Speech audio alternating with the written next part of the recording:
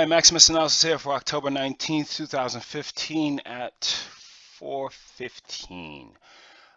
We see that we're continuing to go higher. They're going to be testing this, basically this overhead resistance shortly. So again, you have about 2030 that they're looking to get to, if they can get to that point. But remember that they've made a hell of a run and basically one sell signal. But let's see what happens today, because again, today was a very, very choppy session. If you're looking at intraday price action, you can see this pretty much from the open is just sideways. But again, higher lows in place.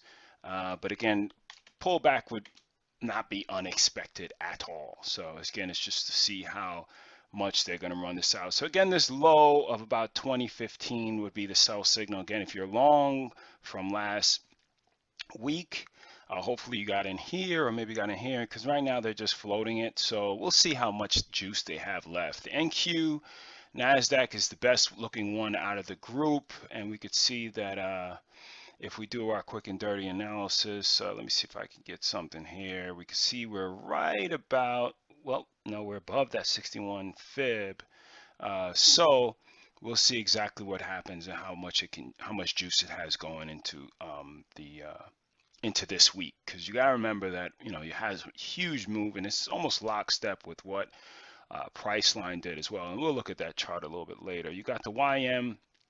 Again, it didn't really do that much, and again, it's hovering. So again, if we do again, I'm saying again so many damn times, my mom would kill me. So they're still below that 61.8 fib, and you can see that with this price action here, they still have some, basically some overhead resistance that they got to get to. So we don't want to forget all of what happened this year, basically. So again, you see this run up. You still don't want to say, listen, it's way off of where it needs to be ultra bullish. But again, weekly, you could see that they had a good push up, but now it's kind of just waning off a little bit. And they're still right at about here. So right about here, let's try to put something on. So you could see that basically they're still below this buy signal right here. You could kind of use that. So they're still below that, but that doesn't mean that you go short right here, right now. It is cautious to go long at this point. Just you don't want to get caught chasing and then say the move is over, and then you say I'm late to the dance. Well, you're just gonna be late to the dance. Don't get mad because the DJ's packing up, and you say I want to get part of this.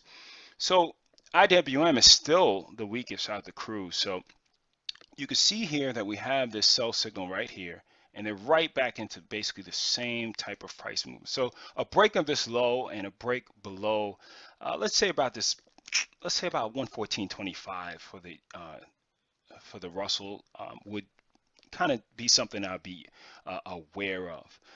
Or just be cautious of, because again, they've moved it up one hell of a day on Thursday, but Friday quiet still gave you a little buy signal above here. And again, they could come and squeeze them out above these highs, but you can see that this volume is decreasing, and we still want to make sure we're looking at the trend. Now, I know there's some people saying, you in this trend business, I'm going to basically say what's probably the more high probability stuff. But again, there are people that trade this, go down, trade this off of this bottom, but I'm not just going to put that stuff yet. Maybe in the future, I might put some more stuff in there regarding that. So let's look at some high beta names. You see Priceline was just insane today. I mean, again, it took out this sell signal, and then you just squeezed them in. And I think they go for these highs. We got to see how they're open. Again, if they open and they gap it down or something like that, this could be capitulation, because this has moved 100 points, or basically almost, no, actually more than that. It's been about 150 points from this buy signal right here. So the buy signal was this low right here. They also had another buy signal here, and I had to take off my thing. I had a short in, and I didn't add the position. I definitely got stopped out. Took probably a bigger loss than I should have.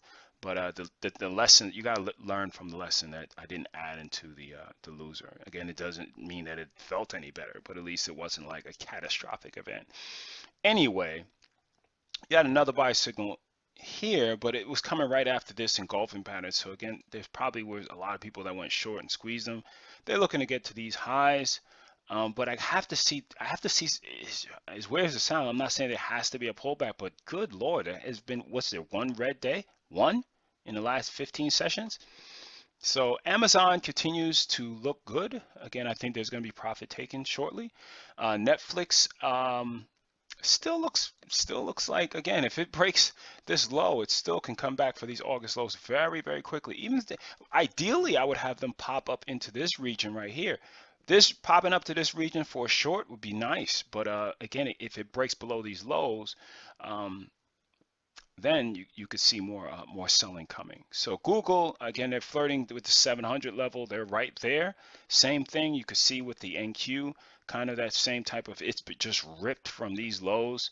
You have fit, actually doesn't look that fit. So I shorted around here and covered a lot into this downtrend move, and I got out of the runners right here. This, the reason why I'm bringing that up is because this was the sell signal right here, and you can see that they're basically right. If you use a vertical line from here, you can see they're right back at that sell signal and failed. So I think that a break of this low might give you some more. They could come and test this $30 level, and you got to remember that there ain't really that much more after this $30 level.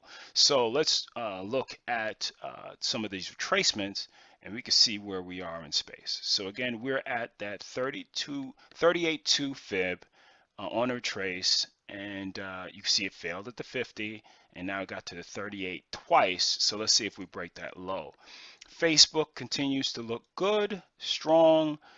SPY, again, it was just a real tight session, too tight. It could gap up, I don't know, but again, I just wanted to put kind of that overhead resistance that we have on these charts. USO, which is the crude name, let me go to the contract. It's actually on the Z contract now, traders. It continues to look bearish. Again, if they break below this 46 and this support level right here, we might see some more down. They might come for these lows.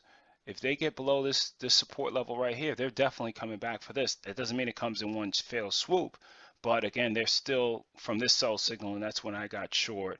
I'm still in the USO puts for now. Again, I took off half of the position, and right now I'm just basically using these stops to trail my thing. Not putting it too tight, but again, it's still looking like there's some more downside potential here. So we will see what happens. Again, you had a big day from Baidu continuing, but again, it's still, if we look at some of these fibs, it's still at a point that it's still below the 50%. So they churned it sideways, they drop, churning. So again, a break of a low might be interesting. I did Apple already. LinkedIn has just been super quiet, as well as Apple has been super quiet.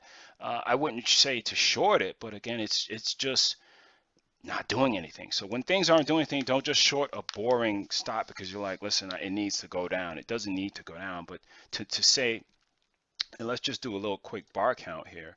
It went down in 25 bars, but went up in 39 bars. So is it weak or not? So again, we'll look and see what happens tomorrow. Glad to be back. Please like, subscribe, comment, and take care. Have a great one.